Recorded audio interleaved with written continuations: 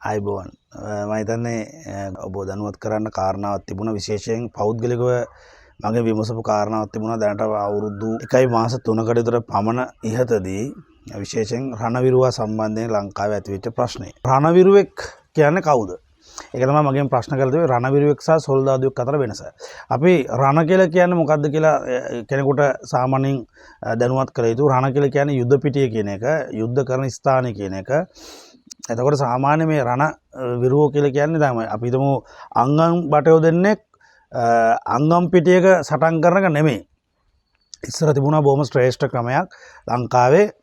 ඒ කියන්නේ කවුරු හරි කෙනෙක් මට අංගම් ශාස්ත්‍රයෙන් අභියෝග කරනවා කියලා හිතමු අපි. එතකොට දැන් පූර්ණ අභ්‍යාස නිමවා. ඒ කියන්නේ Taman සතු තියෙන සෑම දෙයක්ම හරියටම පූර්ණ කරගෙන ඇවිල්ලා අභියෝග කරනවා. මෙන්න මේ ඔබට මං අභියෝග කරගෙන මට අභියෝග කරනවා මට අභියෝග කරන ඇවිල්ලා මං ඉන්න තැනට ඇවිල්ලා අභියෝග කරනවා. එතකොට ඔහු පූර්ව සූදානමින් තමයි එන්නේ. ඔහුට එම මොහොතේම සටන් පිටියකට ගිහිල්ලා සටන් කරන්න පුළුවන්. එහෙම නැත්නම්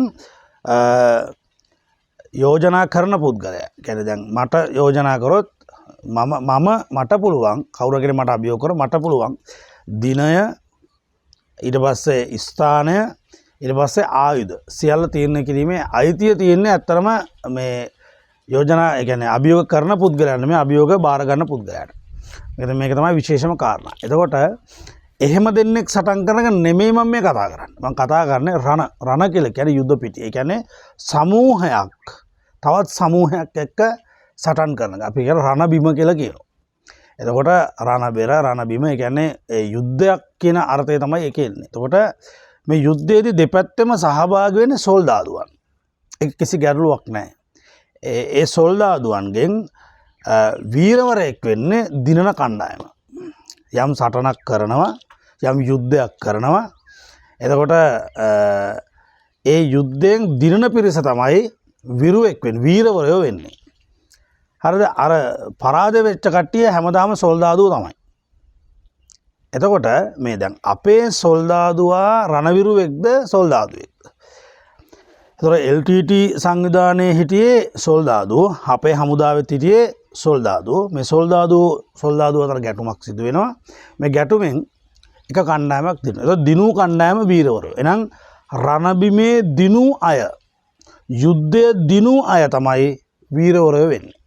එහෙනම් වීරවරයාට තමයි විරුවා කියලා කියන්නේ. එහෙනම් යුද්ධ පිටියේ දිනු අයට තමයි රණවිරුවෝ කියලා කියන්නේ. එහෙමනම් අපේ හමුදාව රණවිරුවෝ තමයි.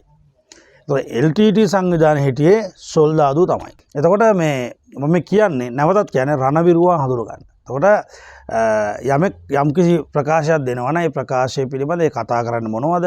ඒක විද්‍යාත්මකව තහවුරු කර හැකි නම් පමණක් සමාජගත කරන්න. එහෙම නැත්නම් නොදන්නව නම් කටවාගෙන ඉන්න කියන එක තමයි අපිට කියන්න තියෙන්නේ. ඒ නිසා රණවිරුවා කියලා කියන්නේ දිනු යුද්ධයේදී දිනු මිනිසුන් වීරවරයෝ තමයි. ඔවුන් මරණකල් වීරවරයෝ. එම හමුදාවත් සදාතනික වීර හමුදාවක් නැවත සටනක් පරදින තුරු. හරි? නැවත සටනක් පරදින තුරු ඔවුන් වීරවරයෝ තමයි. නිසා අතීතයේ සිට වර්තමානයේ දක්වා ලංකා රාජ්‍ය තුල සිදුණු යුද්ධයන් පිළිබඳ අපි බලපුවාම යුද්ධ 220ක් සිදු කරලා තිනවා. යුද්ධ 223ක් ඔක්කොම මේ අවසාන යුද්ධයත් එක්ක යුද්ධ 223ක්. එයින් 1818 1848 කියන කැරළි දෙකම නිදහස් අරගල දෙකම අපි පරාජය වෙලා තිනවා. අනිත් යුද්ධ 221ක්ම අපි දිනලා තිනවා. එතකොට ඒ යුද්ධ 221ක් දිනුව කියලා කියන්නේ අපි රණවිරුවෝ තමයි. මේ රටේ පහළ වෙන රණවිරුවෝ තමයි. ඒ නිසා ඒ පිළිබඳ කවුරු කෙනෙක් ප්‍රශ්නයක් තියෙනවා අති අනාගතයේදී අපිට සිංහල බෞද්ධ රජෙක් දැක ගන්න ලැබෙයි. අන්න එදාට අපි මේ පිළිබඳ මීට වඩා සවිස්තරාත්මකව කතා කරලා මේ සමාජයේ නිවැරදිම තොරතුරු ටික ලබා දෙන්න මම කටයුතු කරන්නම්.